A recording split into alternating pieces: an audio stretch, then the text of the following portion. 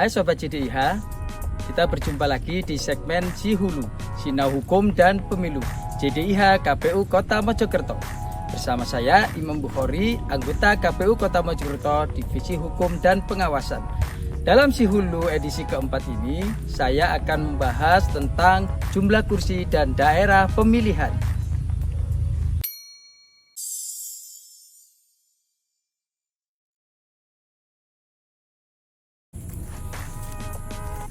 Daerah pemilihan atau biasa disingkat dengan dapil merupakan istilah dalam pemilihan umum yang merujuk kepada batas wilayah atau jumlah penduduk dalam suatu wilayah yang menjadi dasar penentuan jumlah kursi yang diperebutkan, dan karena itu menjadi dasar penentuan jumlah suara untuk menentukan calon terpilih. Daerah pemilihan ada 5. Yang pertama, daerah pemilihan untuk presiden dan wakil presiden adalah seluruh wilayah negara kesatuan Republik Indonesia. Yang kedua, daerah pemilihan untuk anggota DPD adalah provinsi. Jumlah kursi untuk anggota DPD, setiap provinsi ditetapkan 4 kursi. Yang ketiga, daerah pemilihan anggota DPR adalah provinsi, kabupaten kota, atau gabungan kabupaten kota. Jumlah kursi anggota DPR ditetapkan sebanyak 575 kursi. Jumlah kursi setiap daerah pemilihan anggota DPR paling sedikit 3 dan paling banyak 10 kursi. Daerah pemilihan yang keempat adalah daerah pemilihan anggota DPRD provinsi, yaitu kabupaten kota atau gabungan kabupaten kota. Jumlah kursi DPRD provinsi ditetapkan paling sedikit 35 kursi dan paling banyak 125 kursi.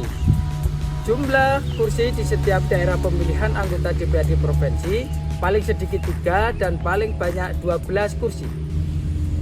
Daerah pemilihan yang kelima adalah daerah pemilihan untuk anggota DPRD kabupaten kota, meliputi kecamatan atau gabungan kecamatan. Untuk jumlah kursi DPRD kabupaten kota ditetapkan paling sedikit 20 kursi dan paling banyak 55 kursi. Untuk jumlah kursi setiap daerah pemilihan anggota DPRD kabupaten kota paling sedikit 3 dan paling banyak 12 kursi.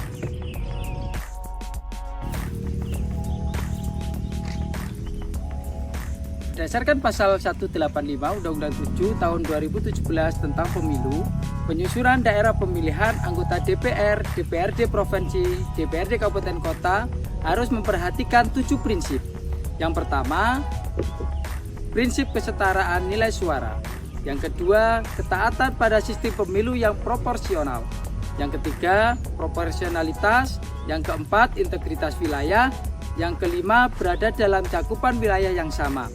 Yang keenam, kohesivitas, dan yang ketujuh, kesinambungan.